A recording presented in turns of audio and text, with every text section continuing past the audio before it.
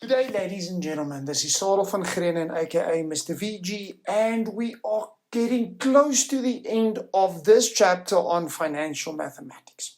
Now, when we look at this financial mathematics, which is specifically about inflation, it's one of the applications of compound interest in the compound interest formula to everyday life. Now, what is inflation? Okay, now, inflation, in a very broad sense of the word, is the general increase in prices on a yearly basis. Now, I'm not going to go into the deep economic mumbo jumbo about the different types of inflation and how it's calculated, but in a nutshell, it is looking at how much does the average family or business spend and how much that increases from your 1 year to the next, or from 1 year going backwards. Now, inflation is not a bad thing. Inflation means that although prices become more, also the economy grows, because that increase in prices can mean a growth in the salaries of your average person. But the past few years, it's been really tough because prices are, say, increasing by 7%, but the pay for a lot of people are actually not increasing at all, or increasing by 3 or 4%. That means that you can actually buy less with the money you've got this year, even though you got a pay increase, than what you could pay for it a year ago. Now, please get that I'm not here for an economic economic video discussing the good, the bad, the ugly about inflation or hyperinflation if inflation gets out of control like it did in the 1920s in Germany, or the way that it is and what has been the past 20 years in Zimbabwe, for instance. I'm just here to look at the maths behind inflation. Now, because we are looking at inflation, our average inflation is about 7.5%. And that is actually a bit high currently for what we're aiming for, which is 3 to 6%. Okay? So if a bread now costs 20 Rand, which is for me ridiculous, okay? I grew up in the 1990s, giving my age away a bit, where bread was like 2 Rand or 1 Rand 50 or even cheaper than that. How much would the bread, if we assume inflation of 7.5%, how much would bread cost in 2 or 3 years' time? Well, let's look. The increase is, of course, 20 Rand times 7.5%.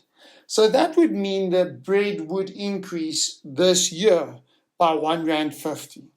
So at the end of the year, the bread would cost me 21 Rand 50. Nothing too bad. In 2023, I'm going to start my bread price at 21 Rand 50, get a 7.5% increase, and that increase is then going to be 1 Rand 61 cents and 61.25. So 1,6125, which means my bread is going to cost 23 Rand and 11 cents at the end of 2023. If I look at 2024, then that increase is not just going to be 1 Rand 61 cents, but the increase is actually going to be 1 Rand 73 cents. And I'm going to end up with paying 24 Rand and 85 cents at the end of 2024. Now that doesn't seem too bad. But what if I use the formula? If I look at the inflation formula, because it is increasing at compound interest, it's the same kind of increase. You increase on what it is worth now. Using the formula for compound interest, substituting the 20 Rand in, the 7.5% increase for 3 years from 2022 to 2024, that means approximately 24 Rand and 85 cents. But what if we look ahead? What if I ask you how much bread would cost in 10 years' time? Here's where it becomes scary. Now, for most of you watching this video, if you are watching this video in grade 10 years from now, you're 24, 25, maybe 26 years old. That's when you are going to have to go and buy bread, okay? Let's just get real for a moment. If I use this with the p-value being 20 Rand, which it is now, the inflation being 7.5%, and the number of years being 10 years, it's going to cost you more than double what bread costs now. Bread is going to cost about 41 Rand. That is the scary part. That is the real scary part on the price of bread 10 years from now. We're not even talking 20 years or 30 years from now. Ladies and gents, you need to buckle up, eh? Because this is reality. Let's quickly have a look at another example. Now, this is an example that your parents would be talking about. Some of you that have older parents. Let's say it cost 1 Rand to go to the movies in the 1980s. In 2022, it costs 50 Rand. Now, this is being very conservative, okay? Because, I mean, that is how much I pay on, getting 50% discount through the medical aid that I am on. But what was the rate of inflation average through this time? Let's go and look. The 1 Rand is the P, because that is the historical price. The A is the 50, and the N is about 42, because that was 42 years ago. Okay?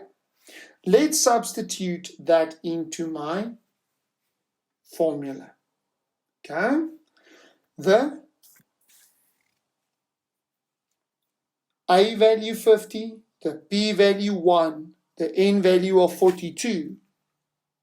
Now I'm going to go through this motions as to not confuse you.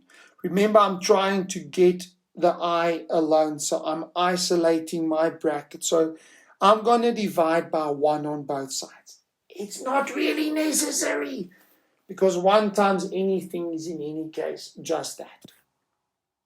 Taking the 42nd power root on both sides leaves me with 1 plus I being the 42nd power root of 50.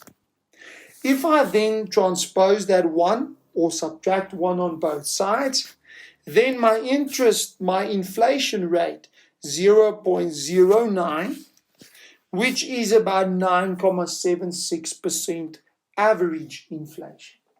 Ladies and gentlemen, that's the scary part. This inflation rate isn't even that much. Now you can try and predict now what it is going to cost maybe 20 or 30 or 40 years from now. Oh, good luck, ladies and gentlemen.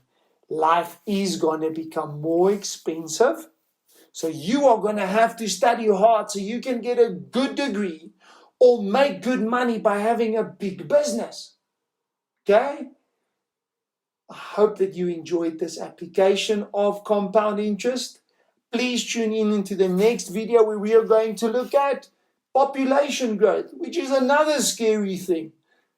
Another application of compound interest. So this is Mr. VG signing out. Keep well. Cheers.